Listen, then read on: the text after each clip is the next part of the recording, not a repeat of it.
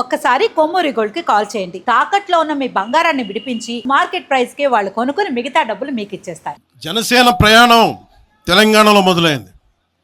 నేను మీకు ఏ సమస్యకైనా సరే నేను కూర్చోబెట్టి మా నాయకులు ఒకటే చెప్పా, మీరు సమస్యల మీద పోరాడండి. నాకు బాగా ఇబ్బంది కలిగించే అంశం ఈ మధ్యన పదే పదే చూస్తూ ఉన్నాను. మాట్లాడితే ఆంధ్ర ఆంధ్ర ఆంధ్ర అని చెప్తా ఉన్నారు. తెలంగాణ ప్రజలకి ఆంధ్ర మీద విద్వేషం లేదు, తెలంగాణ నాయకులందరికీ విద్వేషం లేదు. తెలంగాణ ఏర్పాటు కావాలని కోరుకున్నారు కానీ ఆంధ్ర ప్రజల మీద ఎక్కడా విద్వేషం చూపించలేదు. నిజంగా తెలంగాణ ప్రజలు కానీ మొత్తం తెలంగాణ నాయకులు కానీ విద్వేషం చూపించి ఉంటే ఈ రోజున ఒక్క ఆంధ్ర ప్రాంత వ్యక్తి కూడా ఇక్కడ తెలంగాణలో ఉండలేడు. ఇది తెలంగాణ తాలూకు ప్రేమ, తెలంగాణ ప్రజల తాలూకు ప్రేమ, ఇవన్నీ ఎవరు మర్చిపోరు. నాకు ఈ మధ్యన వస్తా ఉంటే నువ్వు హైదరాబాద్లోకి ఎలా అడుగు పెడతావు, నీకు హైదరాబాద్లో ఏం పని, ఇది నేను ప్రత్యేకించి చెప్తా ఉన్నా. మీరెవరైనా నన్ను బెదిరించడానికి, బెదిరించే వాళ్ళు మీ అయ్యే జాగీరా తెలంగాణ?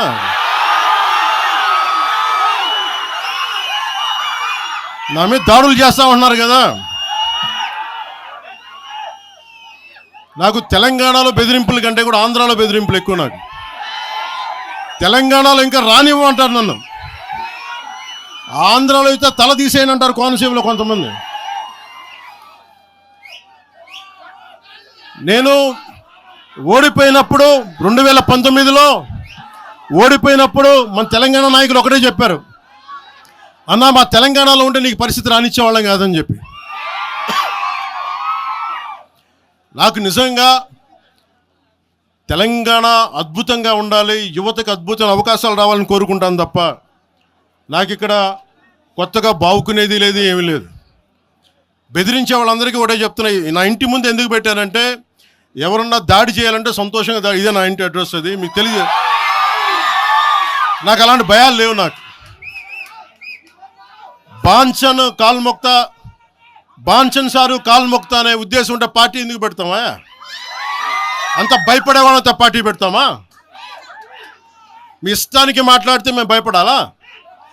ఏ రోజున ఒక్క మాట మీకు కేసీఆర్ గారి గురించి కానీ ఇన్ని సంవత్సరాల్లో 12 సంవత్సరాల్లో ఒక్క తెలంగాణ నాయకుడిని ప్రభుత్వం ఏర్పాటు చేసినప్పటి నుంచి ఈ రోజు దాకా ఒక మాటంలా. ఇంకా మా వాళ్ళు తిడతా ఉండేవాళ్ళు, నువ్వు మెత్తబడిపోయి ఏం మాట్లాడలేదని. అడగండి ఒకసారి, అందరిని పేరు పేరున ఒక్కొక్కరిని అడగండి. నీకు పౌరుషం చచ్చిపోయిందా? పౌరుషం చావలా, తెలంగాణ మీద ప్రేమ చావలా. అది తప్పుగా అర్థం చేసుకుంటారు. మీరు అర్థం చేసుకుని నేనేం మాట్లాడిన ప్రస్తుతానికి అని చెప్తా. ప్రజలు కోరుకున్నప్పుడు నేను మాట్లాడతా. నేను ఎంత కమిటెడ్గా ఉన్నాను తెలంగాణ కంటే, జనసేన మా వాళ్ళందరూ ఎదురు చూస్తున్నారు తెలంగాణలో జనసేన ఎదగాలని. నేను ఒకటే చెప్పా, ప్రజలు కోరుకునే వరకు మీరు ముందుకు తీసుకెళ్ళండి ఆశయాలు అని చెప్పి నేను జర్నలిస్ట్ కాలనీలో ఉన్న తెలంగాణ జనసేన పార్టీని కూడా నేను తీసేసాను. మొత్తం హెడ్ క్వార్టర్స్ అంతా మంగళగిరిలో పెట్టిన. నాకు అంత కమిట్మెంట్ తెలంగాణ మీద. ఎందుకంటే నాకు రెచ్చగొట్టడం ఇష్టం లేదు, తగ్గి మాట్లాడా. మీరు ఎన్ని హింసించినా, మీరు ఎన్ని మాటలు మాట్లాడినా, ఆంధ్ర కొడకని తిట్టినా, అరే నా గుండెల్లో తెలంగాణ ఉంది, మీరు ఎన్ని తిట్టినా నేనేం పట్టించుకో. వైసీపీ నాయకులు, క్రిమినల్ గ్యాంగ్స్ చాలాసార్లు నాకు బెదిరింపులు ఇచ్చినాయి. దానికి మించిన బెదిరింపులు నిజంగా నాకు తెలంగాణ నాయకులు ఇలా.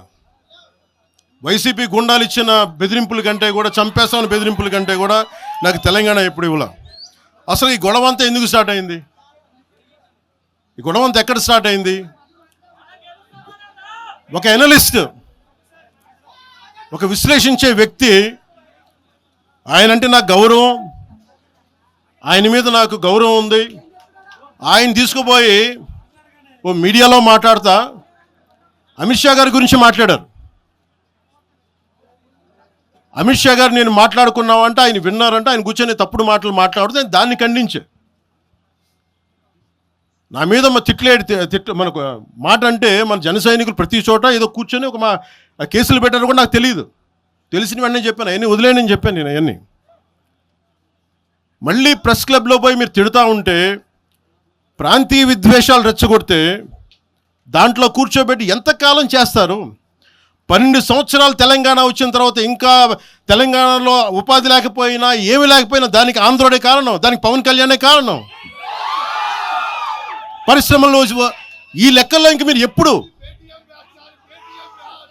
మీరు ఎన్ని చేసినా ప్రతిదానికి ఎక్కడో చోట తెలంగాణ ప్రజలు ఇది గ్రహించాలి. ఉద్యోగాలు రాకపోయినా, ఉపాధాలు రాకపోయినా ప్రతిదానికి ఆంధ్రోడు కారణం అంటే ఆంధ్ర ప్రజలు నిజంగా ఎందుకు వస్తారు ఇక్కడికి? తెలుగు చిత్ర పరిశ్రమ ఎందుకు వచ్చింది?